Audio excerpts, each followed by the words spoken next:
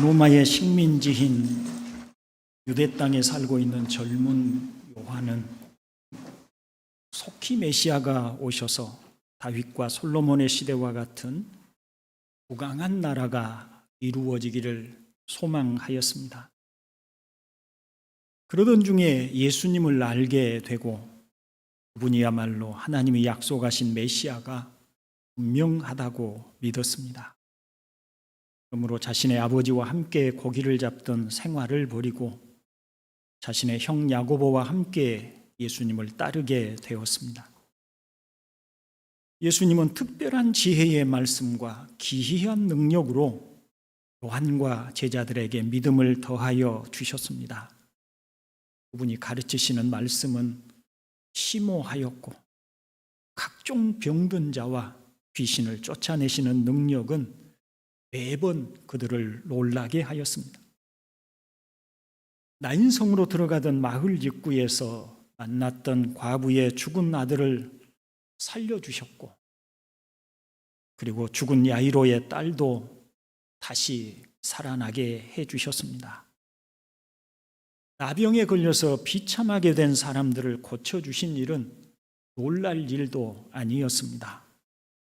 소경으로 태어나 구걸을 하면서 살아온 바디메오의 눈을 뜨게 하신 예수님은 죽은 지 나흘이 된 나사로를 살려주심으로 모두를 놀라게 하셨습니다.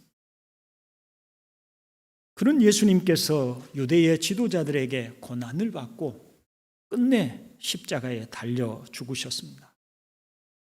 물론 예수님은 평소에 자신이 고난을 받으시고 십자가에 죽으실 뿐만 아니라 사흘 만에 다시 살아나실 것이라고 말씀을 하셨기는 했습니다. 하지만 그 말씀이 요한의 마음에까지 와 닿는 것은 아니었습니다. 죽은 사람이 살아난다는 것은 납득하기 어려운 일이었고, 그래서 마음에 납득이 되지 않았던 것입니다. 예수님이 십자가에 달려 죽으시자 따르던 제자들은 심통하기 이를 데 없었습니다. 자신들이 메시아라고 믿으며 따랐던 모든 소망이 끊어졌고 그동안의 시간들이 꿈만 같았습니다. 무엇을 해야 할지도 모르겠고 어디로 가야 할지도 모를 공황 상태에 이르게 되었던 것입니다. 그렇게 혼란스럽던 와중에 예수님이 평소에 하신 말씀대로 3일 만에 살아나셔서 제자들이 모인 곳에 나타나셨습니다. 믿어지지 않는 일이었습니다. 1절을 보십시오. 태초부터 있는 생명의 말씀에 관하여는 우리가 들은 바요, 눈으로 본 바요, 자세히 보고 우리의 손으로 만진 바라 하였습니다. 태초부터 있는 생명의 말씀은 요한복음의 말씀을 하신 바와 같이 예수님을 의미하는 말씀입니다. 요한복음 1장 1절에 태초에 말씀이 계시니라, 이 말씀이 하나님과 함께 계셨으니 이 말씀이 곧 하나님이시니라 하셨고요. 그 말씀이 연결되어 14절에 이 말씀이 육신이 되어 우리 가운데 거하심에 우리가 그의 영광을 보니 아버지의 독생자의 영광이요 은혜와 진리가 충만하더라고 하였습니다. 이처럼 태초부터 계신 말씀이시요 하나님이셨던 분이 육신을 입고 이 땅에 오셨는데 그 예수님을 우리가 들은 바요, 눈으로 본 바요, 우리의 손으로 만진 바라고 말씀을 합니다. 듣고 보고 만졌다라고 하는 구절은 의심할 여지가 없는 확실함을 강조하는 말씀이지요. 이 말씀은 평소에 예수님과 함께 있었다는 의미도 되겠지만 부활하신 주님을 만난 사실에 관한 말씀입니다. 분명히 죽었다고 생각하고 낙심하였는데 다시 살아나신 주님이 그들에게 오심으로 직접 다시 살아나신 주님을 그들의 눈으로 보았고 그분이 가르치는 말씀을 귀로 들었고 직접 자신들의 손으로 예수님의 못자국과 옆구리에 난 상처 자국을 만졌다고 합니다. 그렇게 요한은 자신들이 보고 들은 바를 복음으로 전하는 사람들이 되게 된 것입니다. 오늘은 주님의 제자 요한이 보고 듣고 만짐으로 의심할 여지가 없으신 주님의 복음이 우리에게 무슨 의미가 되는지를 살펴보도록 하겠습니다. 먼저 부활하신 주님은 아버지와 아들 예수 그리스도와 더불어 사귐이 있게 하셨다라고 합니다. 주님이 제자들과 함께 이스라엘의 북쪽 지방 가이사랴 빌립보에 갔을 때였습니다.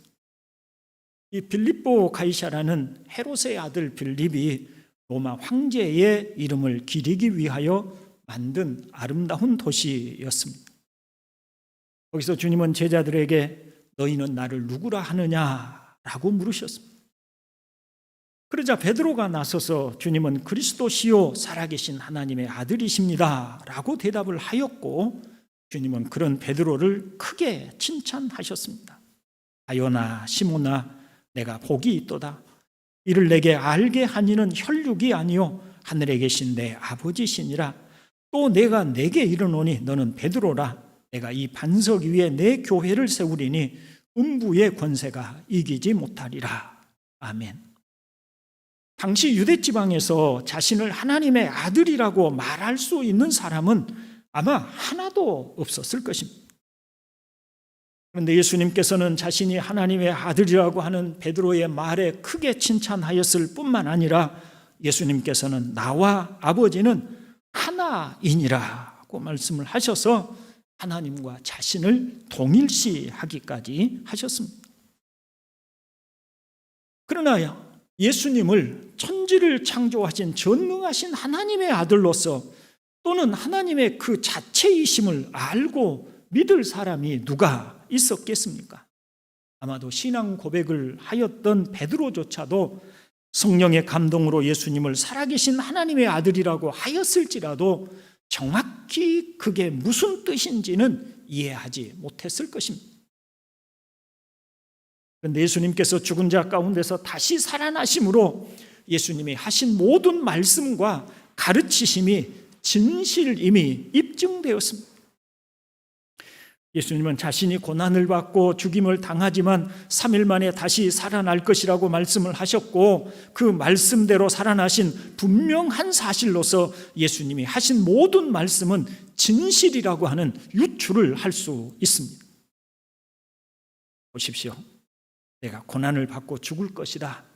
그러나 다시 살아날 것이다. 하고 말씀을 하셨고, 그 말씀대로 살아나셨다면 예수님이 하신 모든 말씀은 거짓이 없다는 것이 증명되지 않겠습니까? 또 한편으로 죽은 자가 살아난다는 것은 죽은 자가 스스로의 힘이나 능으로 살아날 수 있는 것이 아니고 전능하신 하나님의 능력이 아니면 살아날 수 없는 것입니다. 하나님만이 죽은 자를 다시 살리실 수 있습니다. 그러면 죽은 예수님이 다시 살아나셨다면 이것은 하나님이 살리신 것입니다. 이 예수를 하나님이 살리신지라 사도행전 2장 32절에서 베드로가 이렇게 말을 하고 있었지요. 그러면 한번 생각해 보십시오. 하나님께서, 거룩하신 하나님께서 자신의 죄로 십자가에 죽으신 자를 살리시겠습니까? 아닙니다. 거룩하신 하나님이 자기의 죄 때문에 죽은 죄인을 살리실 수가 없으실 것입니다. 아버지 하나님이 예수님을 살리신 것은 예수님이 죄인이 아니시며 예수님이 하신 모든 말씀이 거짓이 아님을 증명해 주는 것이라고 말을 해도 틀림이 없을 것입니다. 그런데 사도가 하는 말을 보십시오. 우리는 부활하신 주님을 우리의 눈으로 보았고 그분이 하신 말씀을 우리의 귀로 들었고 그리고 우리의 손으로 자세히 만져보았다. 우리가 증인이다. 그러니 예수님이 하신 모든 말씀은 진리임에 분명한 줄로 믿습니다. 그렇다면 예수님께서 하신 말씀대로 자신이 하나님의 아들이시오 또 하나님 자체이신 그런 분이 예수님이시라면 그런 예수님께서 왜 고난을 받고 죽으셔야 했을까요? 가장 단순 명료한 말로서 죄에서 구원하여 하나님의 자녀가 되게 하기 위함입니다. 그런데 하나님의 자녀가 되게 하셨다는 말에는 의미가 있습니다. 자녀는 한 가족의 일원입니다. 부모에게는 사랑의 대상입니다. 자녀에게도 아버지는 존경과 사랑의 대상입니다. 다시 말하면 하나님과 우리 사이가, 하나님은 우리의 사랑의 그리고 존경의 대상이 되는 아버지가 되시고, 또 우리는 하나님으로부터 무한한 사랑을 받는 자녀가 되게 하시기 위해서 십자가에서 죽으셨다는 것입니다. 원래는 우리가 하나님과 그처럼 사랑하는 화목한 그런 관계가 아니었습니다. 오히려 하나님의 원수였습니다. 우리 로마서 5장 10절로 11절을 함께 읽어봅니다.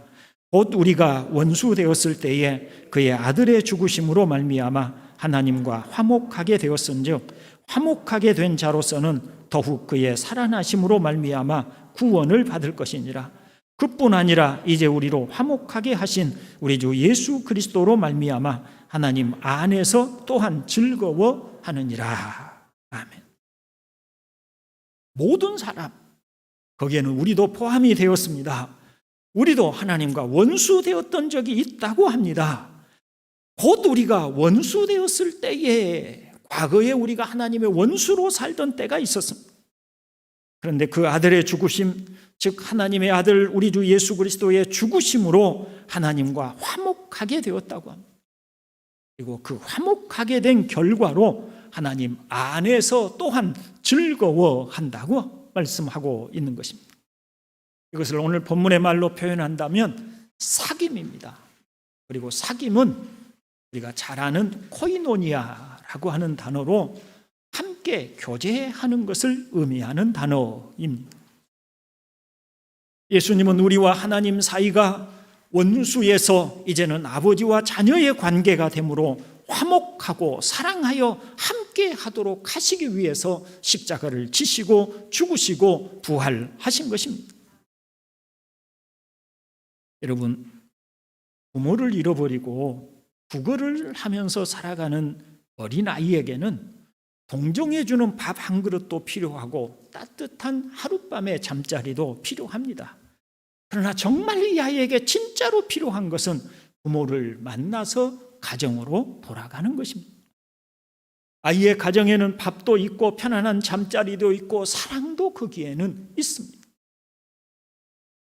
또 다른 비유로 말을 해본다면 사람이 병이 들면 근본 원인을 찾는 것이 중요합니다. 우선 통증이 멎는 진통제도 필요하고 겉으로 난 이런저런 상처를 치료하는 것도 중요하지만 근본 병의 원인을 찾아 치료하면 나머지는 저절로 해결이 되는 것입니다. 야고보서 1장 17절에서 성경은 이렇게 말을 합니다. 온갖 좋은 은사와 온전한 선물이 다 위로부터 빛들의 아버지께로부터 내려오나니 그는 변함도 없으시고 회전하는 그림자도 없으시니라. 다시 말하면 우리 하나님께 모든 좋은 것이 있으니 그 하나님께로 돌아가면, 그 하나님의 가정에 들어가면, 그 하나님과 화목하게 되면 우리의 삶에 자잘한 여러 가지 문제들은 저절로 그 안에서 해결이 된다는 것입니다. 예수 그리스도는 우리를 하나님과 화목하게 하시기 위하여 그리고 하나님의 자녀로서 하나님의 사랑 안에 거하도록 하기 위하여 이 땅에 오셨습니다. 예수님은 본래 하나님이신 분이셨습니다. 태초부터 있는 생명의 말씀, 즉 하나님이셨습니다. 그분이 사람이 되어 우리가 보고 듣고 만질 수 있는 분으로 오셨습니다. 예수님은 우리의 허물과 죄를 대속하셔서 하나님과 화목하게 하시기 위하여 십자가에 죽으셨습니다. 예수님이 자신의 죄 때문이 아니라 우리를 위하여 죽으신 것을 부활로서 확증하여 주셨습니다.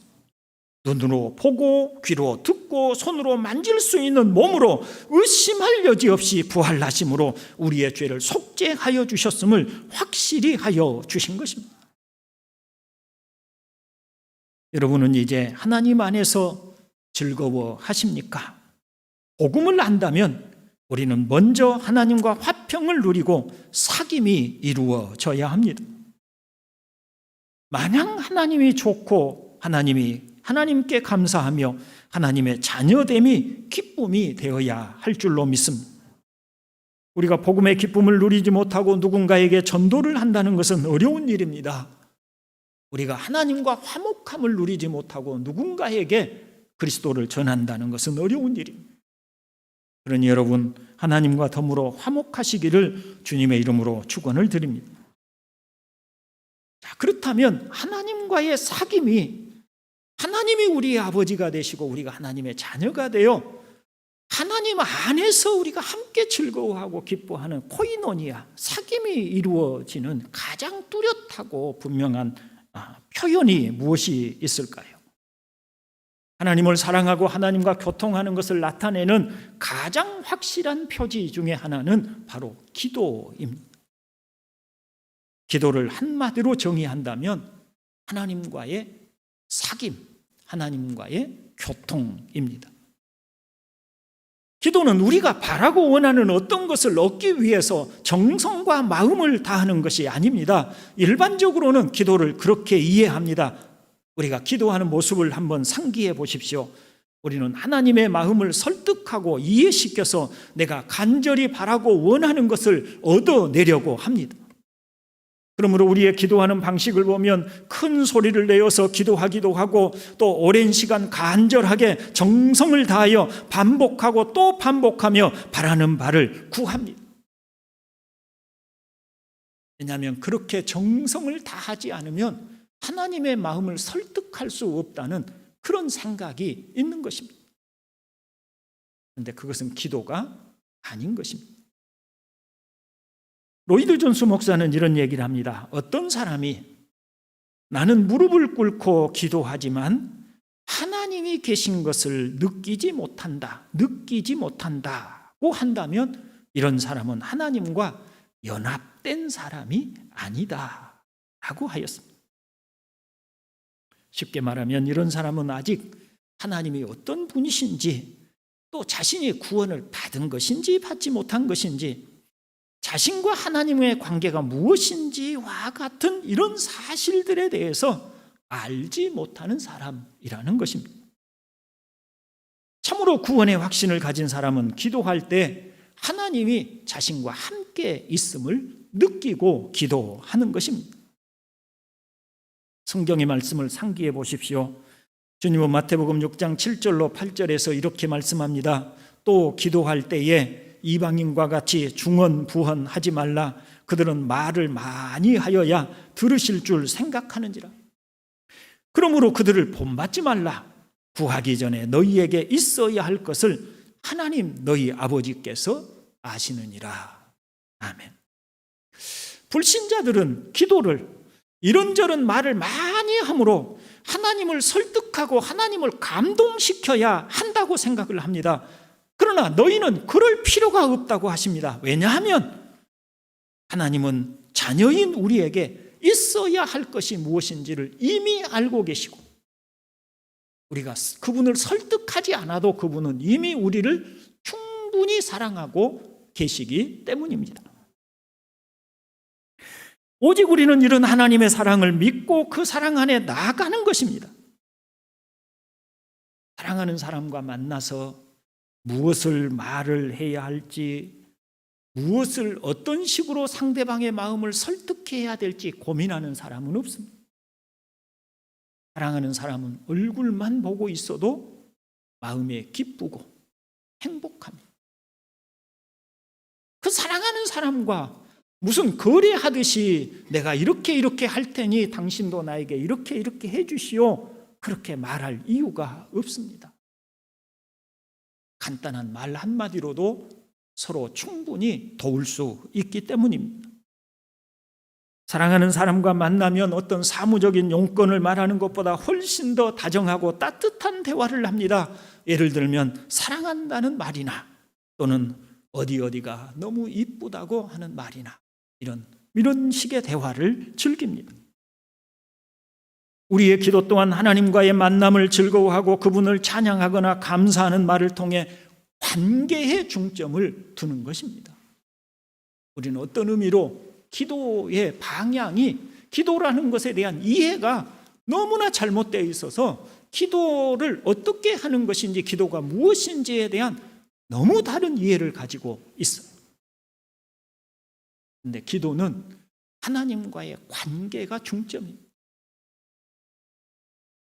왜냐하면 우리는 그분을 사랑하고 그분 또한 우리를 사랑하시고, 그분은 우리에게 있어야 할 것이 무엇인지 아시고, 또 우리에게 필요한 것이 무엇인지를 다 아시는 분이기 때문입니다.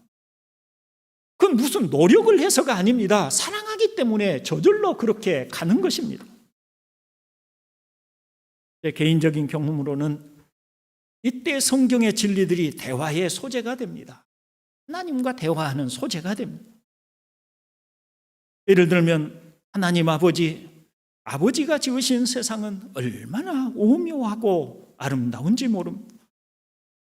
이렇게 아름다운 세상을 지으신 아버지의 지혜는 마땅히 찬양을 받으셔야 합니다. 세상에 어느 누가 이처럼 아름답고 오묘한 세상을 창조할 수가 있겠습니까?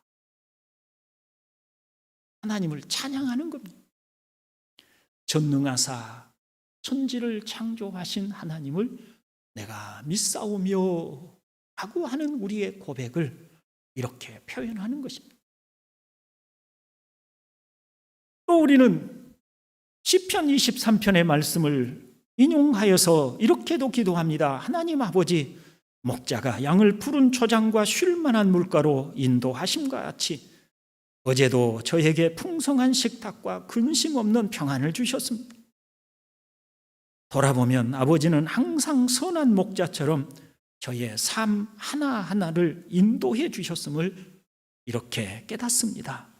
저에게 항상 이와 같은 은혜를 변함없이 베푸신 하나님을 찬송합니다. 관계입니다. 하나님께 감사하고, 하나님이 나는 이런 하나님이다 라고 하신 그 말씀을 따라서 하나님께 감사하는 것입니다.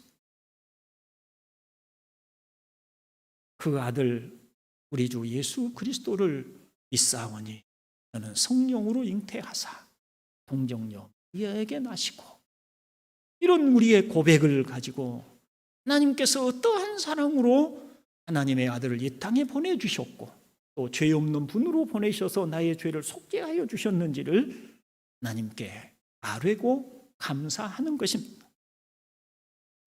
이렇게 우리의 기도는 하나님과의 관계, 하나님이 어떤 분이시고 나는 그런 하나님을 얼마나 사랑하고 또 하나님께서 내게 어떤 은혜를 베푸셨는지를 고백하고 내가 그런 은혜를 깨달아서 이처럼 감사한다는 것을 늘 말씀드리고, 그러는 중에 또한 지금 내게 있어야 할 것이 무엇인지를 아시는 하나님께서 내게 이러이러한 형편들도 살펴 또 지금까지 인도해 주신 것처럼 인도해 주시기를 구하는 것입니다. 이것이 기도입니다. 예수님은 당신이 십자가에 죽으심으로 우리와 하나님 사이를 바로 이렇게 서로 사랑하고 이런 친밀한 관계, 이런 사귐의 관계, 연합된 관계, 한 공동체 안에서 함께 교통하고 서로 마음을 같이 하는 이런 관계를 이루시기 위해서 이 땅에 오셨고 십자가에서 우리 죄를 속죄하여 주신 것입니다. 이것이 바로 예수 그리스도 안에서 우리가 하나님과 우리 주 예수 그리스도와 더불어 사귐을 누리고, 또한 우리도 복음을 전해서 아직 이 사귐 안에 들어오지 못한 사람들을 또 그들에게 바로 우리와 아버지 사이에 누리는 이 사귐 안에 들어오게 하고 싶다라고 하는 것이 바로 요한의 서신의 의미라는 것을 지난주에 말씀을 드렸습니다. 이제 말씀을 정리하고 마치려고 합니다. 사랑하는 우리 동산교회 형제 여러분, 하나님과의 사귐은 이 땅에서 기도를 통해서 이루어지지만 나중에 천상에서는 날마다 얼굴과 얼굴을 맞대고 이루어질 것입니다. 우리 주 예수 그리스도께서 사람이 되어 이 땅에 오시고 십자가에 죽으시고 부활하신 이유는 우리로 하나님과 화목하여 하나님은 우리의 아빠 아버지가 되고 우리는 하나님의 자녀가 되도록 하시기 위함입니다. 어버이 주일입니다. 부모와 자녀같이 사랑하고 화목한 관계가 어디 있겠습니까? 천지를 창조하신 전능자 하나님과 사랑하는 가족이 되었다면 우리의 걱정과 근심이 어디에 있겠습니까? 걱정하고 염려하는 것은 우리가 믿음이 부족하여 신뢰하지 못하기 때문이지 하나님은 우리를 결코 내버려 두시는 분이 아니신 것입니다.